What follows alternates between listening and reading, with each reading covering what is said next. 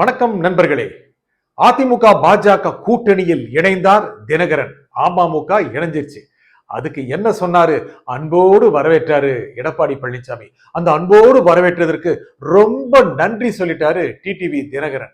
எடப்பாடி பழனிசாமி சொல்லிட்டு இருந்தாரு, ஒரு பெரிய கட்சி வருது, பெரிய கட்சி வருதுன்னு. நீங்களும் நாங்களும் ரொம்ப ரொம்ப அது பெரிய கட்சி என்னன்னு எதிர்பார்த்துட்டு இருந்தோம்ல. இன்னைக்கு தாங்க தெரியுது, எடப்பாடி எதிர்பார்த்த பெரிய கட்சி அம்மா மக்கள் முன்னேற்ற கழகம் அப்படிங்கிற இனிதான் தெரியுது. ஒரு 15 நாள் முன்னால விட்டுருங்க, ஒரு மாசம் முன்னால என்ன உரசல், துரோகி துரோகி துரோகின்னு வாய்க்கு வந்தபடி திட்டிட்டு இருந்தாரு டிடிவி தினகரன்.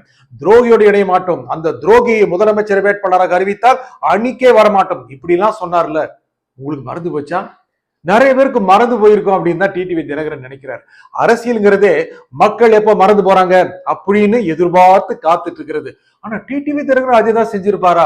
ரொம்ப ரொம்ப ஆச்சரியம் தாங்க. நல்ல புத்திசாலியான ஒரு அரசியல்வாதி, நல்ல ஒரு பேச்சாளர், ரொம்ப அழகா பிரஸ் ஹேண்டில் பண்ணக்கூடியவர். அவருக்கு ஒரு விஷயம் இருந்துச்சு, ஒருவேளை அதிமுக அவர் கையில் இருந்திருந்தால் இன்னும் கூட பலமான கட்சியாக இருந்திருக்கும். முடியல. டிடிவி தினகரன் எடப்பாடி பழனிசாமி அண்ட் கோவை எதிர்த்து தான் கட்சி ஆரம்பிச்சாரு. கடைசியில் ஒரு 10 வருஷத்துல உலகம் உருண்டேன்னு காமிச்சிட்டாரு. பாத்தீங்களா? இதுல என்ன நடக்கும் அப்படியே ஜெல் ஆயிருவாங்களா? பிரதமர் வருகின்ற கூட்டத்தில் 23ஆம் தேதி நடக்குது இல்லையா, அந்த கூட்டத்துல டிடிவி தினகரன் இருப்பாரு, எடப்பாடி பழனிசாமி இருப்பாரு. இவங்களுடைய பாடி லாங்குவேஜ் எப்படி இருக்குங்கிறது பார்க்க உங்களுக்கு ஆசையா இல்லையா? எங்களுக்கு ரொம்ப ஆசையா இருக்குங்க. எப்படி இந்த அன்பு சகோதரர்கள் எப்படியா இந்த திமுக ஆட்சியை வீட்டுக்கு அனுப்புவதற்காக ஒன்றிணைந்து பயணம் போக போறாங்க அப்படிங்கிறது பார்க்கறதுக்கு நம்ம அத்தனை பேருக்கும் ரொம்ப ஆசையா இருக்கு. தேர்தல்னு ஒண்ணு வரும், அதுல வேட்பாளர்கள் நிப்பாங்க. இந்த கட்சி வேட்பாளர்கள், அந்த கட்சி வேட்பாளர்கள், இந்த கட்சி தொண்டர்கள் அவர்களுடைய காலை இழுக்க, இந்த கட்சி தொண்டர்கள் அவர்களுடைய காலை இழுக்க. நடக்குமா? நடக்காதுன்னு சொல்ல முடியாது. டிடிவி தினகரன் எம்எல்ஏ ஆயிருவாருங்க. ஏனென்றால் கடந்த மக்களவை தேர்தலில் அவர் தேனி தொகுதியில் இன்னும் கணிசமான வாக்குல ஜெயிச்சாரு. அப்படியே அதிமுகவை பின்னுக்கு தள்ளினாரு. அப்பொழுது அவருடைய கட்சிக்காரர்கள் அவரை ரொம்பவும் நம்பினாங்க. அவருடைய விசுவாசிகள் கட்சியில் இன்னும் நிறைய பேர் இருக்காங்க. 2019 அவர் தேர்தலை சந்தித்த போது, 2019 மக்களவை தேர்தலை சந்தித்த போது ஊடகங்கள்லாம் டெய்லி அவர் தான் விவாத பொருள். யூடியூப்லாம் அவர் தொடர்பாக தான் பேச்சு. நாங்க நடத்திட்டு இருந்த யூடியூப்ல அதான் பேசுவோம். நல்லா போச்சுங்க, நல்ல வியூஸ் எல்லாம் நல்லா போகும். ஆனால் எங்களுடைய யூடியூப் சேனல் தான் அவருக்கு 5.4% வாக்கு தான் கிடைக்கும் நாங்க சொன்னோம். அது சரியா பலிச்சது. அதே மாதிரி அதற்கு அடுத்தடுத்து வந்த தேர்தல்களிலும் டிடிவி தினகரனுடைய வாக்கு வங்கி சரவென்று சரிந்தது. இருந்தாலும் அவருக்கான மதிப்பு குறையவில்லை, அவருக்கான வசீகரமும் குறையவில்லை, மறுக்க கூடாதுங்க. ஆனால் அவர் அதிமுகவை எதிர்த்து அரசியல் செய்வார். அவர் திமுக அணியிலேயோ அல்லது தாவேக அணியிலேயோ சேர்ந்து பயணம் செய்வார். அதன் மூலம் இன்னும் கூட அவருடைய ஓட் பேஸை அதிகப்படுத்துவார். அதிமுகவுக்கு அச்சுறுத்தலாக மாறுவார். அதிமுகவின் தொண்டர்களாகவே இருப்பவர்கள், ரெட்டிலையை தன்னுடைய மயக்க சின்னமாக நம்புகிறவர்கள் எப்படியாவது டிடிவி தினகரன் அதிமுகவில் ஒரு அங்கமாக ஆகிவிட மாட்டாரா என்று மிகவும் ஏங்கினார்கள். அவர் பின்னாலே இருந்தார்கள். ஆனால் 1.5 மாசம் முன்னால துரோகி என்று சொன்னவரோடு இணைந்து அன்பு பாராட்டுகிறவரை அவருடைய தொண்டர்களை ஆச்சரியத்துடன் பார்க்கிறார்கள். அவர்கள் அவரை டிடிவி தினகரனை கைவிடவும் தயங்க மாட்டார்கள். இந்த ஒரு நிலைமை தான் இருக்குங்க. கடந்த பல நாட்களாக இதுதான் ஊடகங்கள பேச்சா இருக்கு. நம்முடைய ஊடகத்தை முதல்ல சொன்னோம், டிடிவி தினகரன் ஒருவேளை அதிமுக பாஜக அணியில் இணைந்தால் என்ன ஆகும் அப்படின்னா, அந்த தொண்டர்கள் 3ஆக பிரிவார்கள்.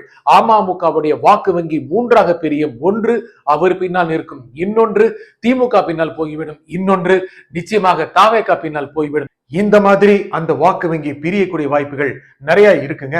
அதுதான் இன்னைக்கு சூழல். ஏனென்றால் அவருக்கு ஒரு நிர்பந்தம் இருக்கு. என்ன நிர்பந்தம் தெரியல. அவருக்கு எகென்ஸ்டா கேசஸ் இருக்கலாம். அவரை எப்படியாவது தூண்டில் போட்டு பாஜக இழுத்து போட்டிருக்கலாம். சரி, எல்லாம் நன்மைக்கு அவர் போயிருக்கலாம். எந்த காலத்திலும் பிஜேபியோட கூட்டணி இல்லை என்று சொன்னவர் தான் கடந்த மக்களவை தேர்தலில் கூட்டணி அமைத்தார்.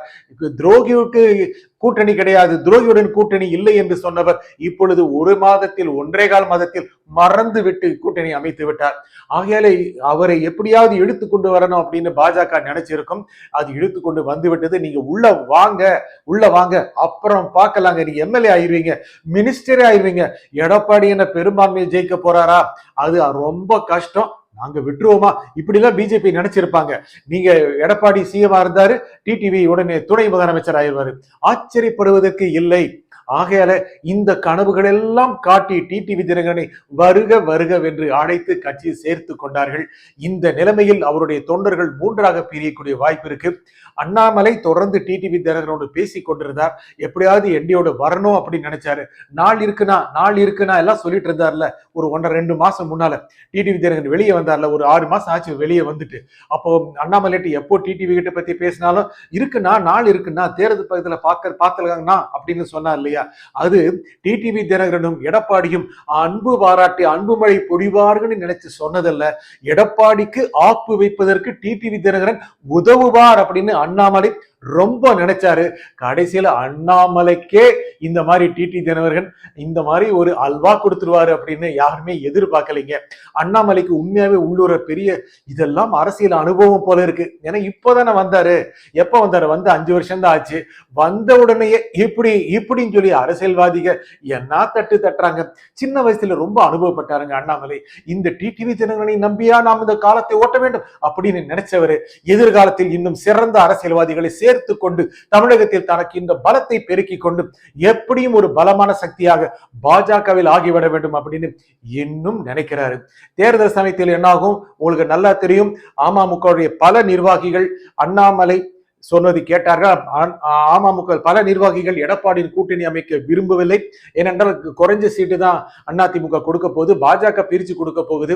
அந்த மாதிரி கொடுக்கும்போது எல்லா நிர்வாகிகளுக்கும் ஆஸ்பிரன்ட்ஸ்க்கு ஆர்வம் உள்ளவர்களுக்கு இடம் கிடைக்காமல் போய்விடும். அப்படிங்கிறதுனால இந்த கூட்டணி வேண்டாமே அப்படின்னு நினைச்சாங்க. இருந்தாலும் பொதுச் செயலாளர் டிடிவி தினகரனிடம் அனைத்து பொறுப்புகளும் கடமைகளும் கொடுத்தாகிவிட்டது.